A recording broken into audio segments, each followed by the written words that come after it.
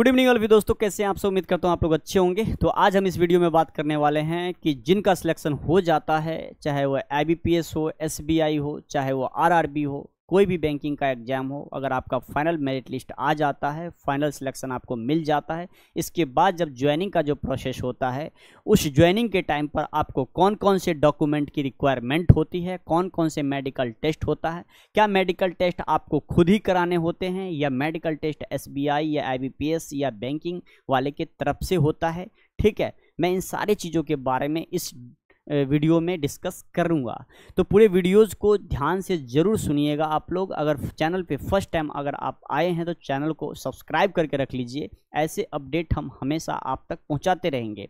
ठीक है, वीडियो थोड़ा सा लंबा जरूर होगा, लेकिन आज पूरे वीडियोस को देखने के बाद आपको ऐसा लगेगा कि हमें कोई भी चीज़ की नीड नहीं है। ठीक है, सारी डॉक्यूमेंट से रिलेटेड और मेडिकल से रिलेटेड सारा डिस्कस मैं करने वाला हूं।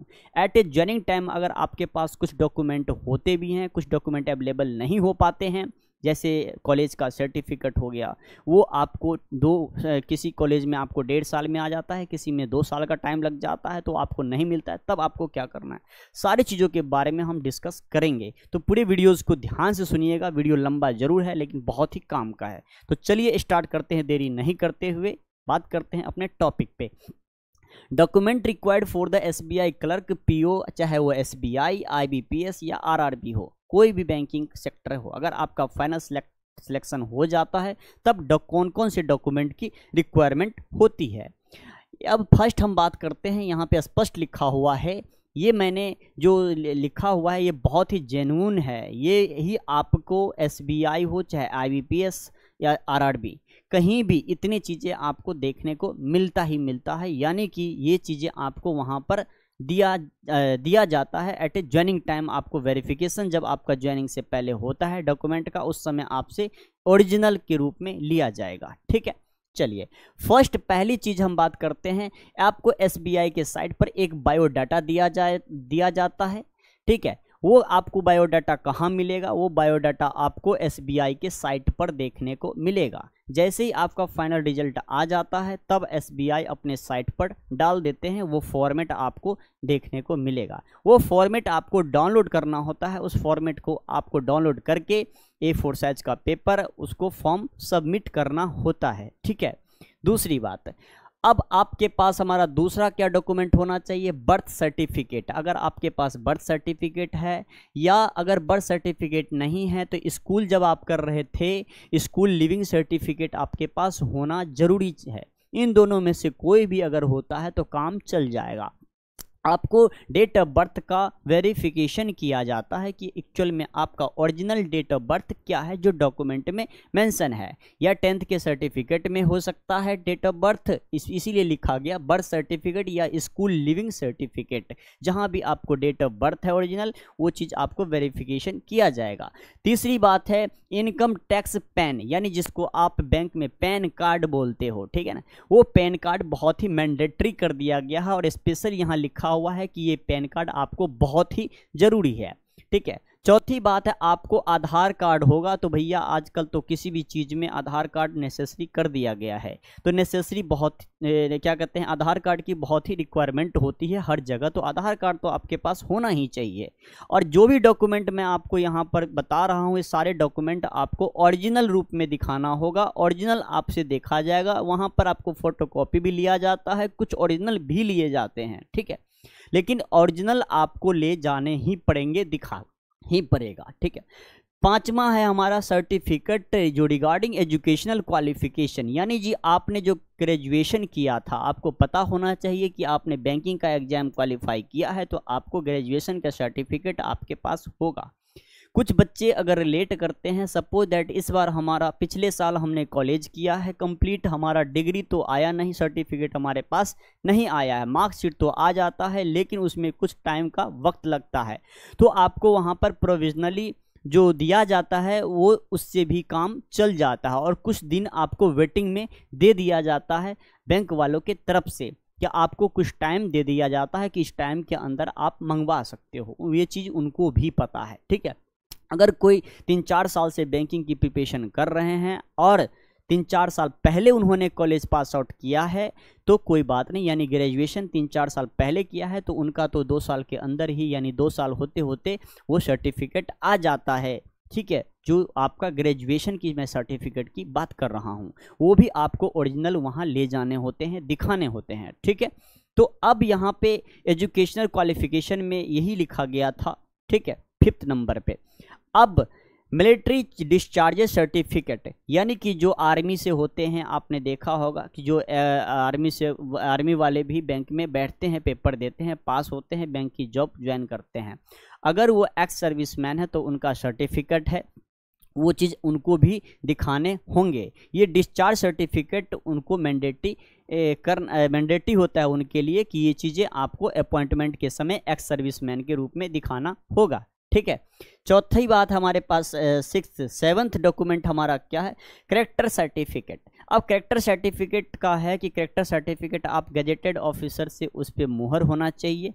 आप कैरेक्टर सर्टिफिकेट जब आप बना लेते हैं, आप अपने पुलिस स्टेशन से बनाते हैं कैरेक्टर सर्टिफिकेट, उस पर 2 गजेटेड ऑफिसर का सिग्नेचर होना चाहिए, थंब होना चाहिए, यानी मुहर होना चाहिए। ठीक है, यानी वो भी आपको कैरेक्टर सर्टिफिकेट एक गजेटेड ऑफिसर, यहाँ पे नीचे लिखा गया है कि to from the gazetted officer the government of India, यानी कि भारत सरकार के अंदर जो भी हमारे गजेटेड ऑफिसर आते हैं, जैसे हमारा यहाँ पे दिया गया कि certificate from the head master, यानी हेड मास्टर हो सकते हैं या किसी भी हॉस्पिटल के बड़े अधिकारी हो सकते हैं, या हमारे कुछ गजेटेड ऑफिसर यानी IAS IPS ये सब गजेटेड ऑफिसर में आते हैं। ठीक है, जो अधिकारी A ग्रेड के ऑफिसर वो गजेटेड के अंदर आते हैं, उनका सिग्नेचर आपको वेरीफाई होना चाहिए।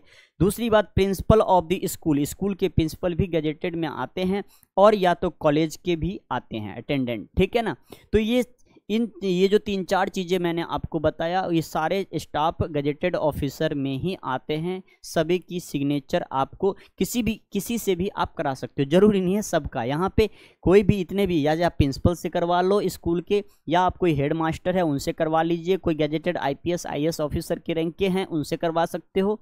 ठीक है, इस डॉक्यूमेंट में ओरिजिनली ये सब चीज़ें आपको देखने को मिलता है। 8वीं है हमारे पास सर्टिफिकेट ऑफ हैंडीकैप। जो हैंडीकैप्ड स्टूडेंट हैं उनके लिए ये क्या, issued the CMO competent authority sitting in the nature of the extent of handicap. ठीक है, हैंडीकैप के लिए जो सर्टिफिकेट होना चाहिए। ठीक है, आप हैंडीकैप हैं लेकिन आपके पास सर्टिफिकेट नहीं है तो आप बनवा लीजिए फटाफट। ठीक है, ये 8वां उनके लिए है। 9th नंबर हमारा SC ST और OBC वाले जो बच्चे होते हैं, जो हमारा कैटेगरी से बिलोंग करते हैं, जो शेड्यूल कास्ट से होते हैं, या हमारे पास क्या कहते हैं शेड्यूल ट्राइब से बिलोंग करते हैं, यानी ST और OBC अदर बैकवर्ड क्लासेस, इन तीनों के लिए जो गवर्नमेंट ऑफ इंडिया का, आप कहोगे सर ये सर्टिफिकेट जो हमारा SC है, ST है और OBC है, कौन सी सर्टिफिकेट की रिक्वायरमेंट होती है? वो सर्टिफिकेट की रिक्वायरमेंट होगी गवर्नमेंट ऑफ इंडिया से अप्रूव्ड होना चाहिए। ठीक है, यानी भारत सरकार के अंदर जो SC ST और OBC की सर्टिफिकेट होती है उनकी डिमांड होती है इस ज्वाइनिंग के टाइम पर, ना कि स्टेट गवर्नमेंट का। कई बच्चों का ये कमेंट पहले भी आता था, कई क्वेरी पहले भी आते थे हमारे पास कि स्टेट गवर्नमेंट से वो बना लेते हैं, लेकिन स्टेट गवर्नमेंट से काम नहीं चलता है। आपको स्टेट गवर्नमेंट से पहले बनाना होता है, फिर आप गवर्नमेंट ऑफ इंडिया से बनाना होता है, यानी कि भारत सरकार का ये हमारा सर्टिफिकेट होना चाहिए कैटेगरी। ठीक है, तो कैटेगरी सर्टिफिकेट हमें सेंट्रल गवर्नमेंट से अप्रूव होने चाहिए, उसी की वैल्यू दी जाती है। ठीक है, अब 10वां नंबर है कि OBC में कौन सा, OBC में भी क्रीमी लेयर होते हैं, नॉन क्रीमी लेयर होते हैं, 2 OBC के अंदर आते हैं। तो आपको जो बच्चे नॉन क्रीमी लेयर के अंदर आते हैं उनके लिए ये OBC certificate government of India special लिखा गया। यहाँ देखिए, OBC certificate on the format of prescribed of government of India having the non creamy layer, जो नॉन क्रीमी लेयर के अंदर आते हैं उनके लिए।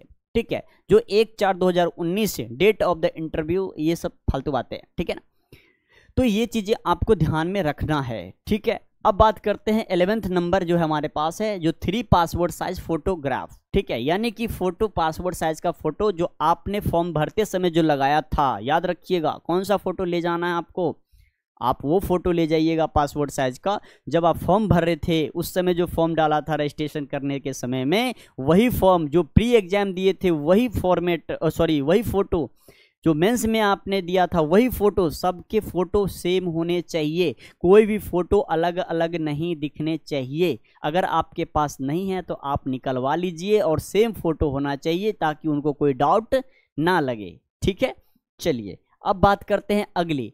Your appointment in the bank will be the subject of successful qualification official language test. अब ये उनके लिए है जो बच्चे कुछ लैंग्वेज टेस्ट के बारे में, जैसे कोई बच्चा बिहार से फॉर्म भरता है, कोई दिल्ली से फॉर्म भरता है, कोई क्या कहते हैं पंजाब से भरता है, कोई हरियाणा से भरता है, तो हरियाणा में हरियाणवी लैंग्वेज चलती है, पंजाब में पंजाबी लैंग्वेज चलती है। जिस स्टेट में ये, क्योंकि ये क्लर्कियल ग्रेड है तो क्लर्कियल ग्रेड में special local test language test भी ली जाती है, इसलिए कि क्योंकि ये स्टेट वाइज हमारा क्लर्कियल एग्जाम में होता है और इसमें ये नेसेसरी कर दिया गया है। अगर आप 10th जब आप पास आउट किए हैं 10th क्लास में, अगर आपके पास हिंदी नहीं है, उस जिस स्टेट से आपने जिस स्कूल से 10th पास आउट किया था वहाँ पर वो लैंग्वेज नहीं है और उस स्टेट से आपने फॉर्म भर दिया, ठीक है, तो आपको वो लैंग्वेज आना चाहिए। अगर आपने नहीं किया है 10th में वो लैंग्वेज तो आपको सीखना होगा, उसका अलग से बैंक वाले आपका टेस्ट लेंगे, उसमें पास आउट करोगे तभी ज्वाइनिंग देगा, अदरवाइज आपको ज्वाइनिंग नहीं देगा। ये भी ध्यान रखने वाली बात है। जो हिंदी इंग्लिश, जैसे दिल्ली है, दिल्ली में हिंदी और इंग्लिश चलता है, मैक्सिमम स्टेट में हिंदी और इंग्लिश, और कुछ स्टेट जैसे हमारा हरियाणा है, हरियाणा में हरियाणवी है, तो वो लैंग्वेज वहाँ का आपको आना चाहिए। जो लैंग्वेज अगर हिंदी दिल्ली से हैं तो आपको हिंदी आना चाहिए, इंग्लिश आना चाहिए, हिंदी तो नेसेसरी है, ठीक है ना। तो इसलिए अगर आपको हिंदी नहीं आती है तो आपका टेस्ट लिया जा सकता नहीं, लिया जाएगा, ठीक है। तो आपको प्रूफ होना चाहिए आपके पास कि हमें हिंदी आती है, क्योंकि 10th वालों के पास तो रहती है, ठीक है ना। लेकिन कुछ बच्चे पंजाबी रख लेते हैं, कुछ हरियाणवी मतलब उर्दू रख लेते हैं। तो अगर कोई स्टेट में उर्दू बोला जाता है तो आप समझ के चलिए वहाँ की उर्दू लैंग्वेज आपको आना चाहिए। आपने फॉर्म तो भर दिया, सिलेक्शन तो ले लिया, लेकिन आपके पास जब कस्टमर आता है तो आप इंग्लिश हिंदी में जवाब देते हैं, जो उनको समझ में आता ही नहीं। उनको उर्दू समझ में आता है, उर्दू में कौन बोलेगा, कौन बात करेगा उनसे। इसीलिए आप वहाँ का स्टेट वाइज यानी लोकल लैंग्वेज आना जरूरी है जहाँ पर आपकी ज्वाइनिंग होगी, ठीक है। यही इसमें कहा गया है, क्लियर है। आगे की बात करते हैं। अब हमारे पास ये जो अभी तक जो था ये मेडिकल टेस्ट के से रिगार्डिंग था, ठीक है। अब आगे हम ये डॉक्यूमेंट से रिगार्डिंग था। अब हमारा क्या है, मेडिकल कौन कौन से होते हैं। बहुत सारे बच्चे का कहना होता है कि सर क्या मेडिकल हमें खुद ही करा के जाना होता है ज्वाइनिंग के समय में रिपोर्ट लेकर के, या बैंक वाले खुद करते हैं। जी नहीं, बैंक वाले मेडिकल टेस्ट खुद करवाते हैं। आपको एक फॉर्मेट निकालते हैं बैंक वाले, अपने साइट पे डालते हैं कि कौन कौन से हॉस्पिटल से आपको मेडिकल टेस्ट करवाने हैं, ठीक है। उसी हॉस्पिटल में आपको जाना होगा, वहीं पर आप मेडिकल टेस्ट करवाओगे। वो रिपोर्ट ऑटोमेटिक अपने आप आपके जहां पर ज्वाइनिंग होगी, या SBI या IBPS या RRB, जहां भी, वो ऑटोमेटिक चला जाता है, आपको रिपोर्ट लेने की ज़रूरत नहीं पड़ती है। वो बैंक वालों की तरफ से ही डॉक्टर हॉस्पिटल मेंशन होते हैं, ठीक है। उसी हॉस्पिटल में आप चाहोगे कि हम अलग से हॉस्पिटल से या अलग किसी डॉक्टर से मेडिकल टेस्ट रिपोर्ट लेके पहुंच जाए, ये नहीं होता। पहले होता था, अब नहीं होता, ठीक है, ये ध्यान रखिएगा। दूसरी बात, अब मेडिकल टेस्ट सर कौन कौन से हमसे लिया जाएगा वहाँ पर मेडिकल टेस्ट। अच्छा, ये मैं बता देता हूँ। मेडिकल टेस्ट फर्स्ट हमारा ब्लड CBC का टेस्ट होगा आपका, दूसरा हमारा ESR का टेस्ट होगा, तीसरा हमारा ब्लड शुगर का टेस्ट होगा, चौथा हमारे सीरम कोलेस्ट्रॉल का टेस्ट होगा, पांचवा हमारे पास ब्लड यूरिन और NPN का भी टेस्ट होगा, ठीक है। और 6 हमारा सीरम क्रिएटिनाइन का टेस्ट होगा। इसके बाद 7 HIV का टेस्ट होगा। 8वां टेस्ट हमारा यूरिन और स्टूल रूटीन का भी टेस्ट होगा, ठीक है। 9th हमारा एक्सरे ऑफ चेस्ट, यानी हमारे चेस्ट का भी एक्सरे किया जाएगा, 9 टेस्ट। 10वां टेस्ट जो है हमारा फुल एबेंटमेंट, यानी कि पूरे बॉडी में जितने भी हमने नाम लिए हैं, ये सारे के टेस्ट आपको वहाँ पर लिए जाएंगे। तो अब बात आती है, कुछ बच्चे का कहना होता है क्या सर हमारा टेस्ट जो इतना वहाँ लिया जाए, क्या हम पहले से टेस्ट करवा लें। मैं एक अपना आइडिया दे रहा हूँ। मुझे लगता है, जहाँ तक मेरा जो आइडिया है, कि जैसे ही आपका सिलेक्शन हो जाता है, अगर किसी भी बैंक में चाहे पीओ के पोस्ट पर हो चाहे क्लर्क के पोस्ट पर हो, तो आपको अलग से भी हॉस्पिटल से या किसी मेडिकल से आपको टेस्ट, जो भी टेस्ट वो लिखते हैं ये फॉर्मेट में है, वो सारी टेस्ट आपको करा लेना चाहिए। अगर उस टेस्ट में अगर कोई भी कमी पाई जाती है तो उसके लिए आपको 2-4 दिन, 10 दिन, 15 दिन आप उसको दवा यानी ट्रीटमेंट करके आप उसको मैनेज कर लीजिए, ताकि एट ए ज्वाइनिंग के टाइम पर जब एसबीआई वाला हो चाहे आईबीपीएस यानी बैंकिंग वाला अगर आपका टेस्ट लेता है तो वहाँ पर कोई भी निगेटिव रिपोर्ट देखने को उन्हें ना मिले। तो ये मेरा पर्सनल सुझाव है। मैं समझता हूँ आपको सिलेक्शन होते ही मेडिकल टेस्ट करा लेना चाहिए। कोई भी कमी पाई जाती है आप उसको मैनेज कर लीजिए। 10 से 15 दिन का टाइम मिलेगा आपको। 10-15 दिन के अंदर आप ठीक हो जाइए और फिर आप बैंक वाले के मेडिकल में जाइए, तो आपका पॉजिटिव 110% उम्मीद करूँगा कि आपको पॉजिटिव हो जाएगा। ठीक है, सब कुछ अच्छा रहेगा। ठीक है, अब बात आती है, नीचे एक नोट्स में लिखा गया है कि please note that the bank medical officer, देख रहे हो बैंक का जो मेडिकल ऑफिसर है वही करेंगे, may ask for the additional medical, ठीक है, test. Please also carry with you the complete eye checkup report including, आँख का भी टेस्ट होगा मेरे भाई। हाँ, नीचे इसीलिए तो लिखा है कलर विजन यानी कि इंक्लूडिंग रिपोर्ट, आई checkup report including vision near distance, ये आंख का चेक होता है। लास्ट हमारा किसका चेक होगा? आंख का चेक होगा, जिस चेक में कौन कौन से चेकिंग होती है? डिस्टेंस यानी कितने दूर तक आप देख पा रहे हो, आपके नियरेस्ट है या बिगेस्ट यानी कि आप नज़दीक से देख पा रहे हो या दूर को ज़्यादा देख पा रहे हो, ये टेस्ट भी आपको लिए जाएंगे, यानी डिस्टेंस का टेस्ट। ठीक है, आपको फिर रिफ्रैक्शन एरर के बारे में भी टेस्ट होगा। इसके बाद कलर विजन, जिसको आप सीवी बोलते हो, कलर येलो कलर, पीला colour, yellow colour, green colour, red colour में आपको बबल्स इस तरह से दे दें सर्कल के टाइप में, उसमें 3, 5, 7 लिख दिया जाएगा, उसको बोलते हैं कलर विजन। ठीक है, आपको पूछा जाएगा बताओ इसमें कितने नंबर लिखे हुए हैं, ये भी टेस्ट अभी से प्रैक्टिस करना स्टार्ट कर दो, यूट्यूब पे भी पड़ा रहता है। ठीक है, हाँ, एक आइडिया मैं दे रहा हूँ आपको। अब यहाँ फेल ब्लाइंडनेस, आप ब्लाइंडनेस है या रात में भी बताया गया है कि नाइट में, देखो नाइट ब्लाइंडनेस है उसका टेस्ट होगा, क्या रात में आप सही से देख पाते हैं या नहीं देख पाते हैं, उनका भी टेस्ट होगा। ब्लाइंडनेस है पूरे फील्ड में जाते हो तो क्या आपको अंधेरा लगता है, वो भी टेस्ट होगा। ठीक है, फंडस एग्जामिनेशन और ऑर्गेनिक डिजीज और जो आँख से रिलेटेड जो भी हमारे होते हैं उन सारे को टेस्ट के बारे में यहाँ पर बताया गया है। ये आपको स्पेशल रेड वाला जो दिख रहा है वो आँख के लिए है। ठीक है ना, अगर आँख आपका अच्छा होगा तभी तो कंप्यूटर पे काम करोगे भाई बैंक में। ठीक है ना, तो ये था हमारा मेडिकल के बारे में। ये सारी चीज़ें, ये जो टेस्ट लिखा गया है ये भैया बैंक की तरफ से लिखा गया है। ठीक है ना, कि मैंने अपना लिख के बताया आपको। ठीक है, ये बैंक का फॉर्मेट है, इतना टेस्ट आपसे लिया जाता है, चाहे वो बैंक क्लर्क हो चाहे वो पीओ हो। ठीक है, तो वीडियो यहीं तक है शायद, है ना, अब तो ख़त्म हो गया है। अच्छा, एक और है, नहीं ये तो बता ही दिया है। चलिए, तो ये फाइनली हमारा था डॉक्यूमेंट और मेडिकल प्रोसेस के बारे में। ठीक है, अब बात आती है कि सर ज्वाइनिंग तब अगर कोई भी कमी रह जाती है तो क्या वो मुझे टाइम देंगे?